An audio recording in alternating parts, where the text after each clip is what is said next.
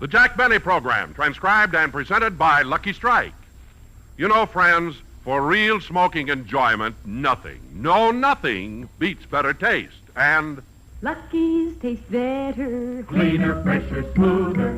Lucky's taste better. Cleaner, fresher, smoother. For Lucky Strike means fine tobacco, richer tasting, fine tobacco. Lucky's taste better. Cleaner, fresher, smoother.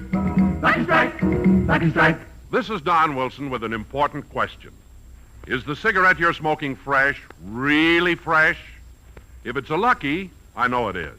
For Luckies are definitely fresher. Prove that to yourself. Light up a Lucky and see what a difference that freshness makes to your smoking enjoyment. Notice how much more you get from the cigarette that tastes better in every way. Not only fresher, but cleaner and smoother, too. Yes, Luckies do taste better because they're made of fine, light, naturally mild tobacco. They taste better because they're made better. Made round and firm and fully packed to draw freely and smoke evenly. And then, of course, Luckies taste better because they come to you fresh. They're even extra tightly sealed to keep that freshness in. So be happy, go Lucky. For real smoking enjoyment, ask for Lucky Strike. Get the better taste you want in a cigarette and get it fresh. Lucky's taste better. Cleaner, fresher, smoother. Lucky Strike, Lucky Strike.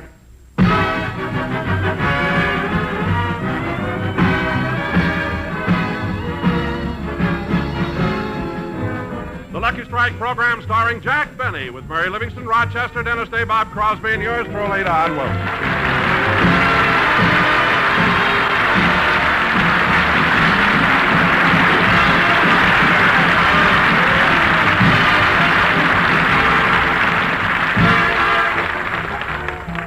Ladies and gentlemen, right now, Jack Benny is in San Francisco, California, where he's making a personal appearance at the Kern Theater. So let's go backstage where we find Rochester in Jack's dressing room. There's no business like show business. There's no business I know. Every time they sell another ticket, Mr. Benny's blue eyes start to glow. But when he looks and sees a seat that's empty, the little teardrops, they start to flow. There's no business like show. Uh-oh, look what time it is. Mr. Benny will be off stage in a minute. I'll put everything he needs on his dressing table. Yep, that'll do it. There's the cold cream for his makeup, a washcloth for his face, a brush for his suit, and a comb for his morale.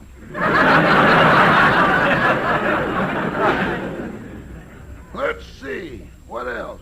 Oh, yes, his glasses. He always puts them on when he comes back to the dressing room. I wish he'd forget his pride and wear them on the stage. Yesterday, he did 2 shows with his back to the audience. That wasn't so bad. But when he took his bow, what a target. Even the manager ran up and kicked him.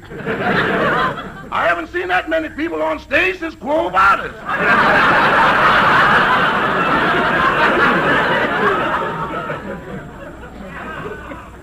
Oh, well, I guess I better lay out a clean shirt for him. Yeah, this white one will be all right. I know Mr. Benny isn't a spendthrift, but I do wish he'd buy real cufflinks. Imagine putting a toothpick through the cuff and sticking an olive on each end.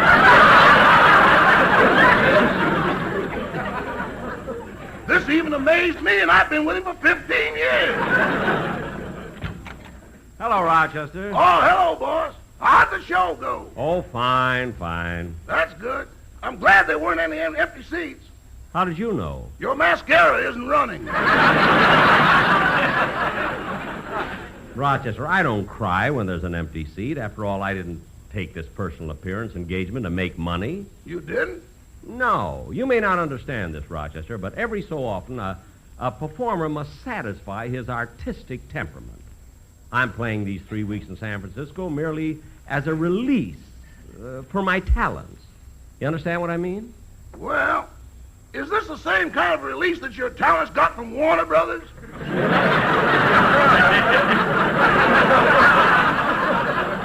No, this is something different. By the way, Rochester, where are my slippers? Right here, boss. Well, don't just stand there pointing at them. Take them off. Thank you. Now, Rochester, please go out and get me a sandwich with a corned beef on rye. And don't forget the mustard and pickles. Okay, and I better bring back some olives, too. Olives? Why? The pimento fell out of your cufflinks. All right, go get my sandwich. Yes, sir. See, I've got quite a while before I have to be back on stage. I think I'll freshen up my makeup. First, I better take this old stuff off. Now, let's see. Where is that jar? Oh, here it is. There, that ought to be enough. Hey, this stuff really takes the makeup off. And in that fancy jar, no one would ever guess it's Crisco.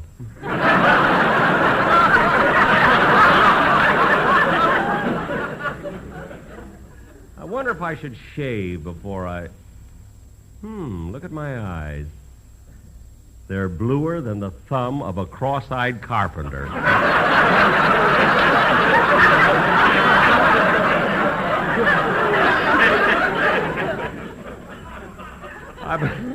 I better put on some more makeup instead of talking to myself all evening. Come in. Well, if it isn't Mary, Mary, quite contrary, how does your garden grow? With silver bells and cockle shells, and boy, are you a schmo.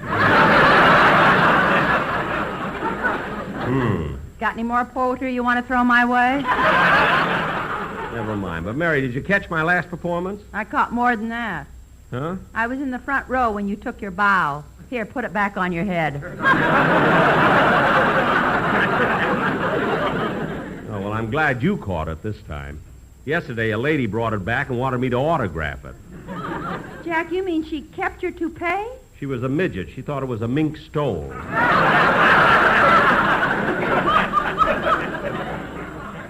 You and your long sideburns. Never mind. Now, look, Mary, I want to finish my makeup, so excuse me. Wait a minute, Jack. Your jar of cold cream, it doesn't have any label on it. I know. Gee, it looks good. Smells good, too. Who recommended it, Percy Westmer or Max Factor? Betty Crocker.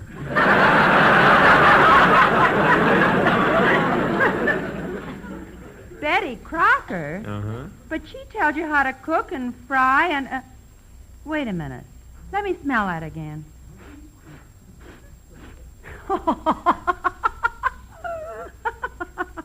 What are you laughing at? I never thought that Buck Benny would turn out to be the Cisco Kid. Crisco Kid!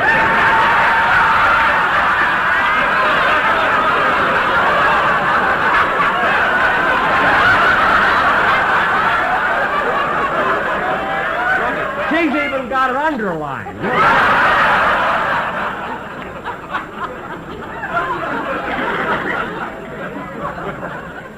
All I know is it works anyway. Come in.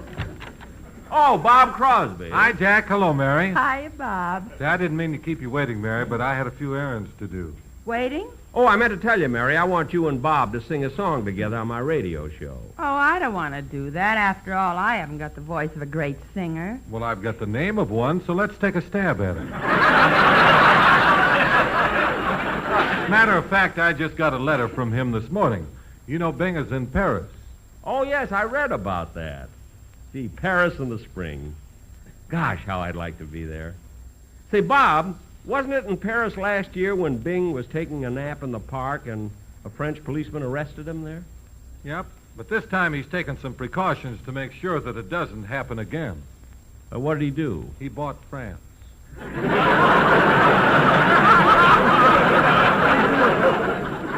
He bought France? You're surprised, huh?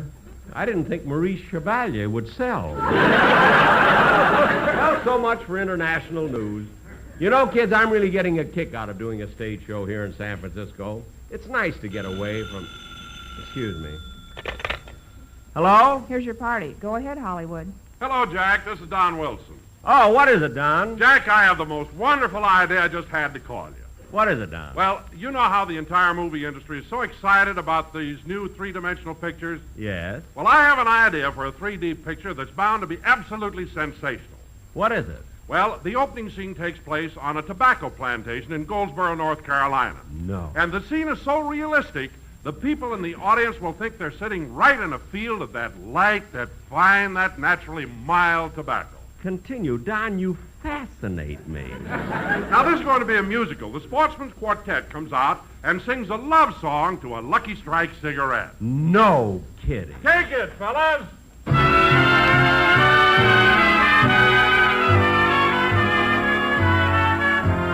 You were meant for me. O-L-S-M-F-T.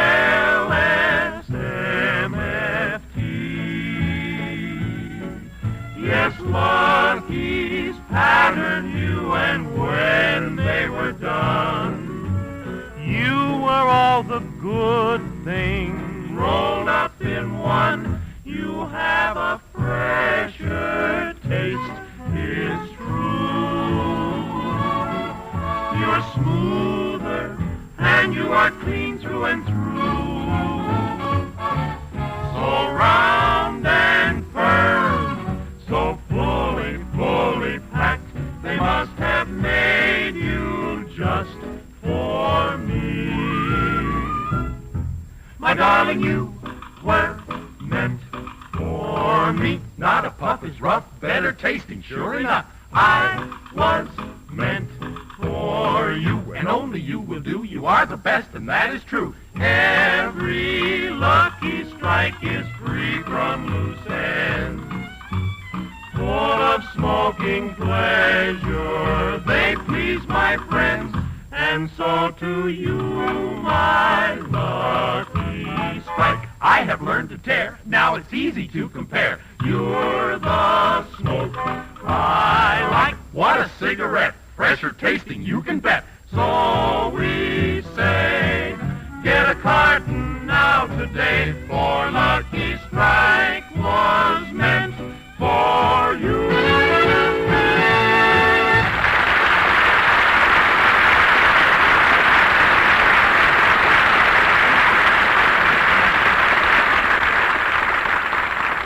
Don, that sounds wonderful, but remember, with 3D pictures, you have to give everybody in the audience a pair of glasses. Not for this picture. We're going to give everybody an ashtray. Oh, good. Now, Don, we'll talk about when I get back from San Francisco. Okay. So long, Jack. Goodbye, Don. Here's your sandwich, boys. Thanks, Rochester. Say, this is a nice thick one. Yeah, when I told the man in the delicatessen it was for you, he put in an extra piece of meat. Gee, he must have liked me. Put in an extra piece of corned beef, huh? No ham.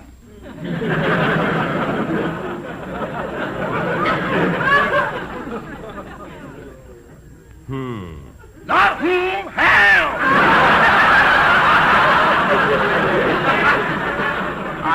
I heard.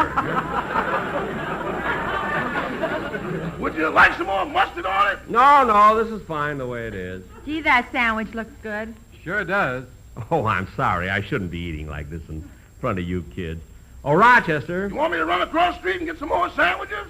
No, see if there's an empty dressing room. I'll go and eat in there. Don't put yourself out, Jack. Come on, Mary. I'll take you to dinner. Okay, Bob, thanks. You can come along, too, Jack. No, thanks. I better stay here and relax. So long, kids. Bye, Jack. So long. Rochester, I'll have to get dressed pretty soon, so lay out my clothes, will you, please? Okay.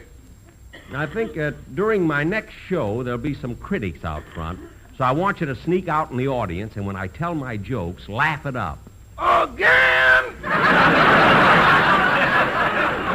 What do you mean, again? Rochester, I don't ask you to... Come in. Hello, Jack. Hello, Rochester. Well, Fred Allen.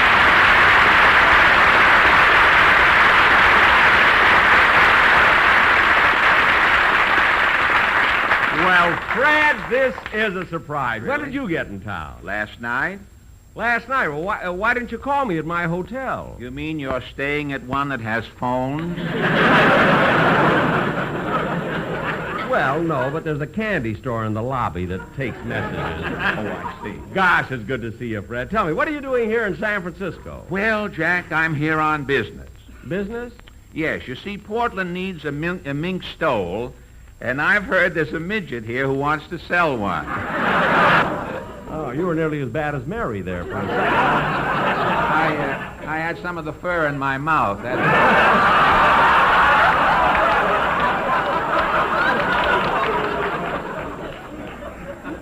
Say, boss, as long as Mr. Allen's in town, why don't you put him on your stage show? Well, thank you, Rochester, but I couldn't very well go out on a stage now. I haven't got any material. Well, don't you have any of your old vaudeville routines left? Well, if I did, I'd be on television. It would be great if you could join me on my stage show, Fred. Well, I'd really love to, Jack, but I have to rush back to Hollywood. I've been offered the lead in a new picture. A new picture? No Dimension. It's a new thing that's coming out.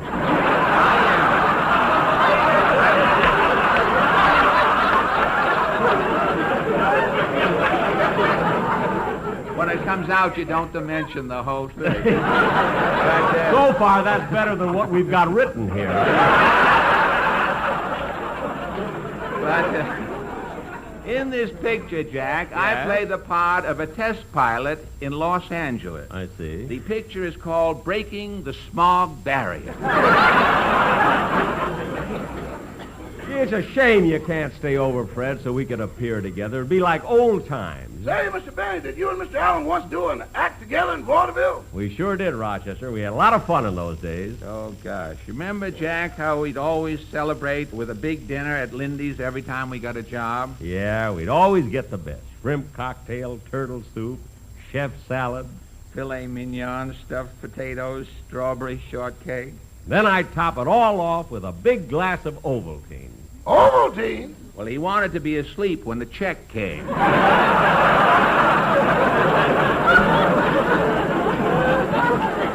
Those were the good old days. I'll never forget the time we rehearsed and polished our act for weeks. And we went to see Mickey Rockford, the biggest booking agent in New York.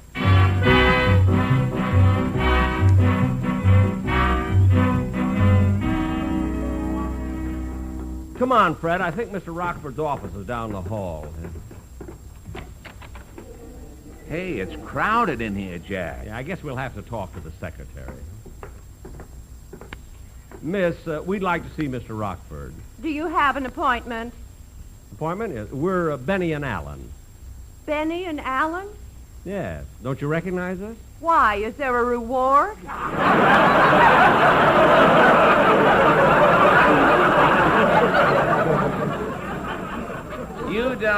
You don't understand, girlie. We do a vaudeville act. Really? Which one throws the fish? Say, that is clever.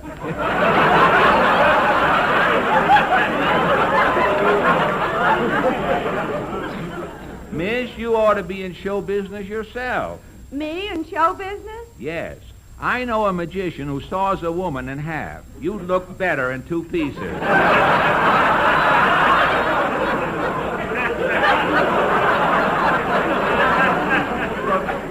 Take it easy, Fred. Look, miss, we don't want to argue. We'd just like to see our agent, Mr. Rockford. Well, first I'll need some information. Now, what's the name of your act again? Allen and Benny. I thought you said it was Benny and Allen. Well, at 2 o'clock, our billing changes. Well, what kind of an act do you do? Violin, clarinet, and snappy patter. And where have you played? Oh, all over. Well, where? Well, just tell her the important dates, Jack. Yeah, go ahead. Well, we did a week in Sow Belly, Wyoming.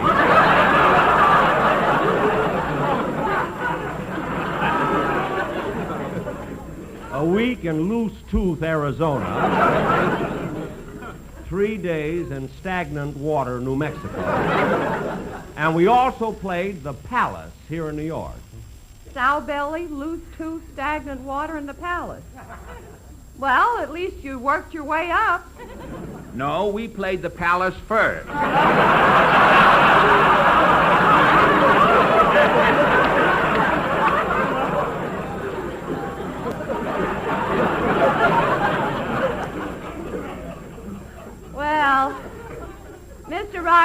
busy right now, so just have a seat and I'll call you. All right. Oh, by the way, Mr. Allen, I don't mean to be personal, but are you an American citizen? Yes, I got these slant eyes from pulling off a tight derby. Come on, Fred, let's sit down. Okay. Yes? Yes. Oh, very well, Mr. Rockford. Oh, boys, Mr. Rockford will see you now. Good, good. Come on, Fred, let's go in. Okay. Well, come on in, fellas. Come on in. Close the door. Sit down. Thank you. Mr. Rockford, I'm Jack Benny. This is Fred Allen. That's right, Mr. Rockford. Remember, you booked our act in the Palace 7 years ago. Oh, yes. What business are you in now? Well, we're still in show business. Yes, and we thought you could book us. Please, fellas. Our new act is sensational. At least give us a chance, Mr. Rockford. Yes, all we need is one good break, you know. I gave you a break when I put you in Lowe's Flatbush. Some break. They opened with Fink's Mules, then Major Doty's Dogs came out, then Manny's Monkeys, then Power's Dancing Elephants. So what? Well, by the time we came out, we looked like the last two passengers on Noah's Ark. Well, look, boys, I'm very busy. Please, Mr. Rockford, just listen to our opening number. It'll only take a second. All right, but before you... Oh, excuse me. Here, come in. Mr. Rockford, here's the 10% commission I owe you for booking my act last week. Oh, thank you. Oh, wait a minute. A cute boy. Sonny, what's your name? Eddie Cantor.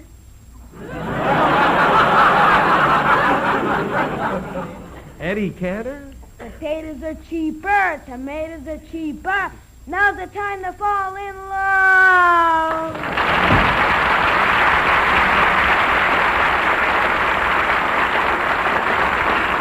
Mr. Rockford, how about listening to our new act?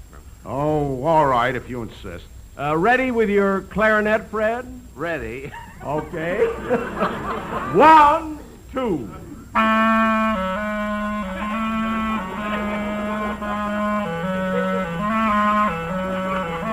Attaboy, Fred.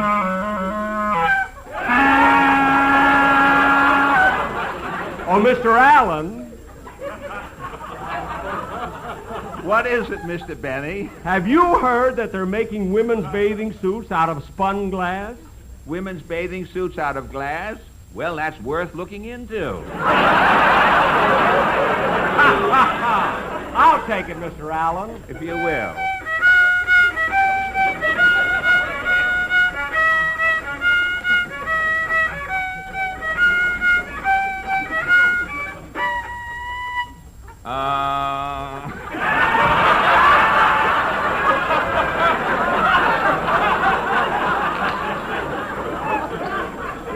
You know, Mr. Benny, Yes, Mr. Allen? Oh, pardon me. I love music. So do I. Music once saved my uncle's life. Well, how did music save your uncle's life? They played the Star-Spangled Banner just as he was sitting in the electric chair. Take it, Mr. Allen.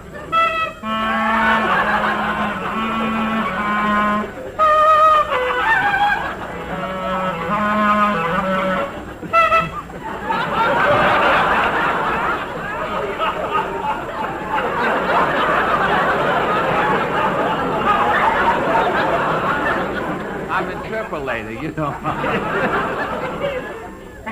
You don't have to finish it, you know.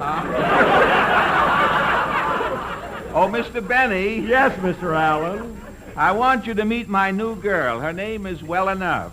Why do you call your girl Well Enough? Because I want the boys to leave Well Enough alone.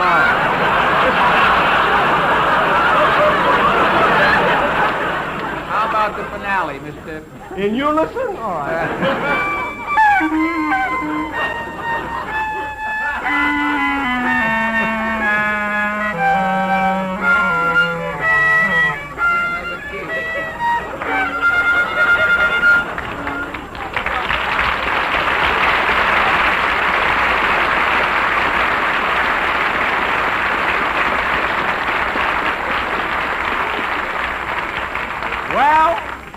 Well, Mr. Rockford, what do you think of it? Wait till he gets his head out of the drawer. Maybe he's looking for a contract. Fellas, Yes, Yes, Mr. Rockford. to tell you the truth, fellas, I'm confused. The whole act leaves me cold. It's neither fish nor fowl. Well, that's funny. The last agent we went to thought it was both.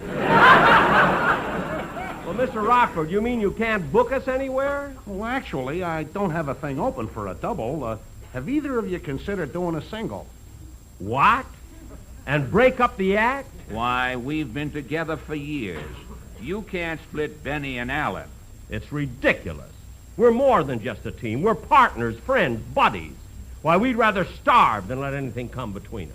Well, that's a shame because I've got an opening for a single in Scranton for $15 a week. I'll take it. Well, if that's the way you feel, I'll take it for $14 a week, Mr. Rockford. Fred, you'd steal a job away from your partner, your buddy, your friends? Some friend. What did you ever do for me? Why, you puff-eyed ingrate. For years, we've lived off my violin, my brains, my talent, my joke. And my money. And listen, you miser. As for your violin playing, I have heard cleaner notes from a toothless Russian sipping borscht.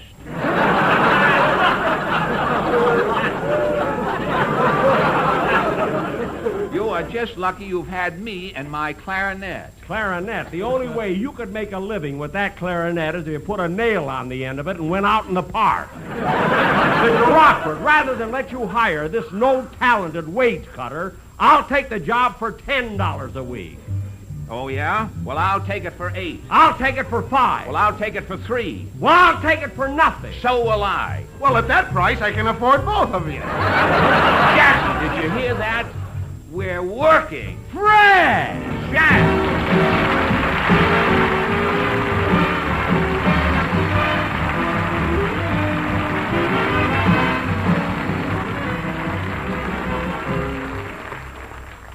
Ladies and gentlemen, our forests are among our most vital resources. Last year, through carelessness, forest fires destroyed millions of acres of valuable timber. This shameful waste weakens America. Protect our forests. Don't toss away lighted matches or cigarettes. Make sure every campfire is completely out. Remember, only you can prevent forest fires. Thank you.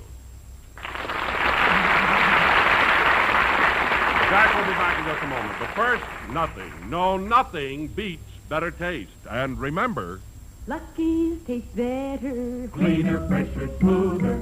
Lucky's taste better. Cleaner, fresher, smoother. For Lucky Strike means fine tobacco, richer tasting, fine tobacco. Lucky's taste better. Cleaner, fresher, smoother. Lucky Strike, Lucky Strike. I suppose there's no way of telling just how many different reasons there are for smoking. But this is certain. All those reasons add up to enjoyment. And for real smoking enjoyment, nothing beats better taste. And Lucky's taste better. Cleaner, fresher, smoother. That's partly because Lucky's are made better, made round and firm and fully packed to draw freely and smoke evenly. Yes, made better to taste better. And there's another important reason for Lucky's better taste. It's fine tobacco. Long strands of fine, light, and mild tobacco with a wonderful taste and an aroma that's even better. For LSMFT, Lucky Strike means fine tobacco. So, friends, switch to the cigarette that gives you more real smoking enjoyment because it tastes better. Be happy. Go Lucky. Next time, every time, ask for a carton of Lucky Strike. Be happy, go lucky, get better taste today.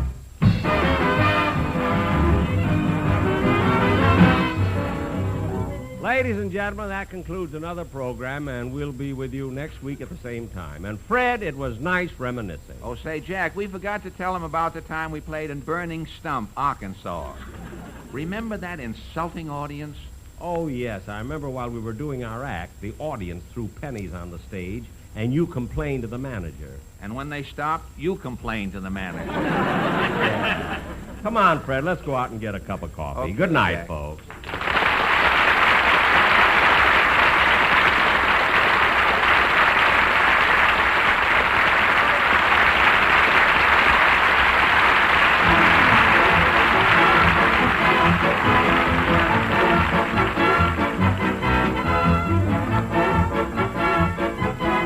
Jack Benny program is written by Sam Perrin, Milt Josephsberg, George Balzer, John Tackerberry, and produced and transcribed by Hilliard Morris. Be sure to hear The American Way with Horace Heidt for Lucky Strike every Thursday over this same station. Consult your newspaper for the time. Jack Benny program is brought to you by Lucky Strike, product of the American Tobacco Company, America's leading manufacturer of cigarettes. Stay tuned now for the Amos and Andy Show, which follows immediately over most of these same stations. This is the CBS Radio Network.